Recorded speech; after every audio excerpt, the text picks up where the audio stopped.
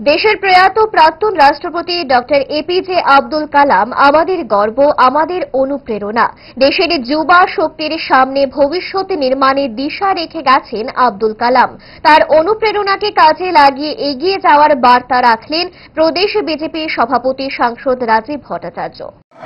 অর্থাৎ বাংলাতে যদি আমরা অনুবাদ করি, অগ্নি টানা আজ কোটি কোটি মানুষের প্রেরণা যোগায়। উনি সেই ওনার যে লেখা বই, সেই লেখা বইয়ে উনি সেটা উল্লেখ করেছিলেন যে মানুষের জীবনের বিভিন্ন যে আমাদের যে চলার পথ, সেটাতে উনি উল্লেখ করেছেন। এটা আমাদের কাছে অনুপ্রেরণা।